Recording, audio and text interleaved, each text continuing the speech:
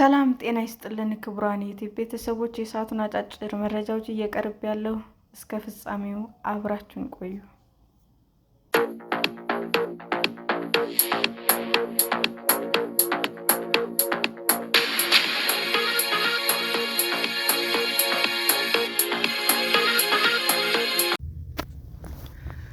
ከቡናና ከሻይ ጋር እንዲሁም በሌላ መልኩ የምንወስደው ስኳር ምን ያህል ይጎዳናል? ምን ያህል ስኳር እንደተመገብን መከታተል እጅግ ጠቃሚ ነው። ሳይታወቀን ከሚፈለገው በላይ ስኳር ወስደን ወደ ሰውነታችን ልናስገባ እንችላለን። ከልክ ያለፈ ስኳር መመገብ ደግሞ ለአይነት 2 የስኳር ህመም፣ ለካንሰር እና የልብ ህመም ያጋልጻል። ባለፉት አስርታት የሰው ልጆች አመጋገብ ስለተለወጠ ከልክ ላለፈ ውፍረት እና ለስኳር በሽታ የሚያጋልጡ ሰዎች በቁጥር ጨምሯል።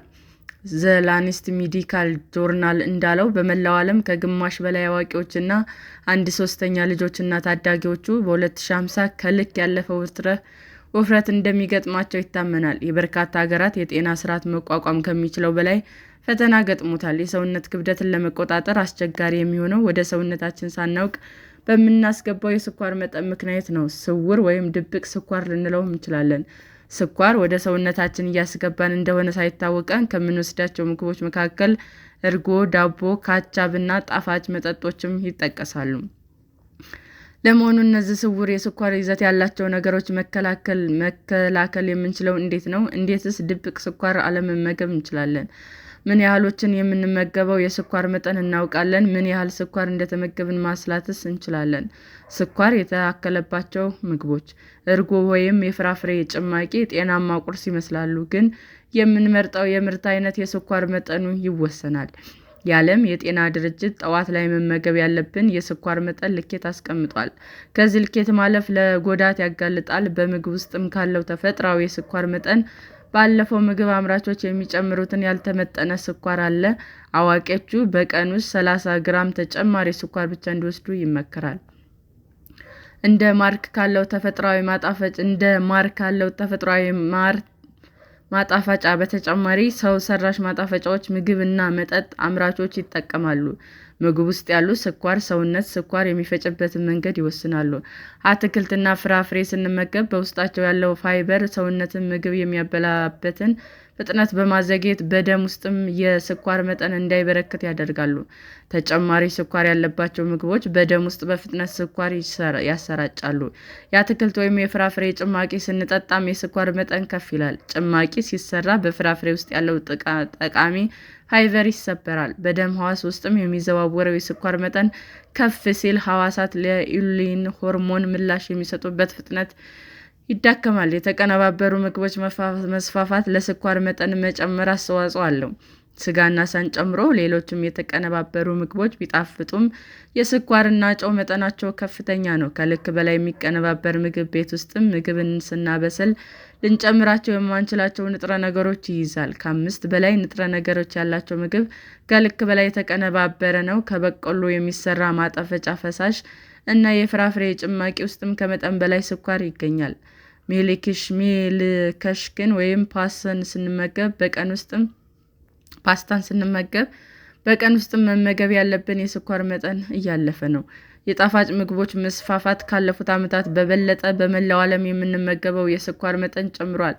ስኳር ለጤና ጎጂ ነው የሚል ማስጠንቀቂያ ቢሰጥም እምብዛም ለውጥ እያመጣ አይመስልም።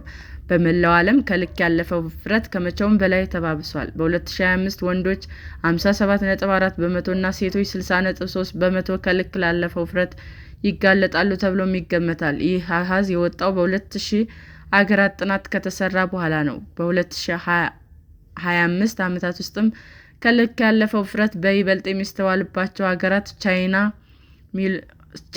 627 ሚሊዮን ሰዎች፣ ህንድ 450 ሚሊዮን ሰዎች እና አሜሪካ 214 ሚሊዮን ሰዎች ናቸው። ከሰሃራ በታች ባሉ ሀገራት ከልክ ያለው ውፍረት ከ250 በመቶ በላይ እንደሚሆንና ይህም በ522 ሚሊዮን ሰዎች ላይ እንደሚታይ ይገመታል። በአፍሪካ ናይጄሪያ በርካታ ከልክ ያለፈ ውፍረት ያለባቸው ሰዎች የሚኖሩባት ሀገር ናት። በአሜሪካ 60 በመቶ ሰዎች በየቀኑ ስኳር ያለው መጠጥ ይወስዳሉ። ስኳር የታከለባቸው ምግቦችና መጠጦችም እንዲሁም በፋብሪካ የተቀነባበሩ ምግቦችና መጠጦች በመቀነስ ለውጥ ማምጣት እንደሚቻል ባለሙያዎችም ይመክራሉ። የዓለም የጤና ድርጅት እንደሚለው በየቀኑ የሚወሰደው ተጨማሪ የስኳር መጠን ከ10 በመቶ በታች መቀነስ አለበት። ይህ ማለት በቀን ከ6 ማንኪያ በላይ ስኳር አለመመገብ ማለት ነው። የስኳር መጠን መቀነስ ሲባል ስኳር ብቻ ሳይሆን ስኳር ያልታከለባቸው ምግቦችና መጠጦች መገደብንም ያካትታል። ከልክ ያለፈ ውፍረት መለካት የሰውነት ውፍረትና ቁመት ተመጣጣኝን መለካትን ባለሙያዎች ይመክራሉ። ሙሉ በሙሉ የጤና እክል ባያስወግድም እንደ ጠቋሚ መልዕክት ሊወስድ ይችላል። ሆኖም ግን የሰውነት ክብደት የተፈጠረው በስብ ክምችት መሆኑን ሊገልጽ አይችልም። ዕድሜን ያክላል፣ ብቃት እንቅስቃሴና ጾታንም ከግምት አያስገባም። በምዕራባውያን ሀገራት ጥቁሮቹ፣ እስያውያን እና ሌሎች አናሳ ማህበረሰቦች ከመተንፈሻ አካላት ጋር ለተያያዙ ህመምና ለአይነት 2 ስኳር የበለጠ እንደሚጋለጡ ጥናቶች ያሳያሉ። በዚህ ማህበረሰብ ውስጥም ከልክ ያለፈ ውፍረት አላቸው የሚባሉት ቁጥር ዝቅ ተደርጓል። ምግብና መጠጥ ውስጥ ያለውን የስኳር መጠን አውቆ ከልክ ሲያልፍ ከመገደብ ባለሙያዎቹ ይመክራሉ። የምንወስደው የስኳር መጠን ማስላትም አለብን። ለምሳሌ 25 ግራም ስኳር እና ፕሮቲን 50 ግራም ያለው ባለ 100 ግራም ምግብ በውስጡ ያለው የስኳር መጠን 12.5 ግራም ይሆናል። በአንድ ማንኪያ ያለው የስኳር መጠንም 4 ግራም ነው ብለን መውሰድም እንችላለን።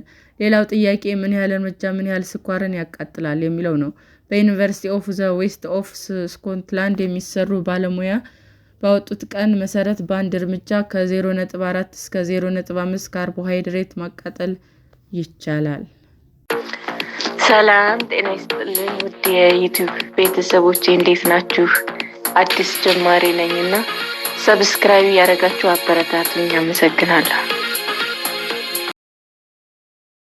ክቡራን የዩቲዩብ አድማጮቻችን ለሰዓቱ ያቀረብኩላችሁ አጫጭር መረጃዎች ይህንን ይመስል ነበር። በሌላ መረጃ እስክንገናኝ ሼር፣ ላይክ፣ ሰብስክራይብ እንዲሁም ቢቀርብልን የምትሉት መረጃ ካለ ኮሜንት እያደረጋችሁ ቸር ቆዩን።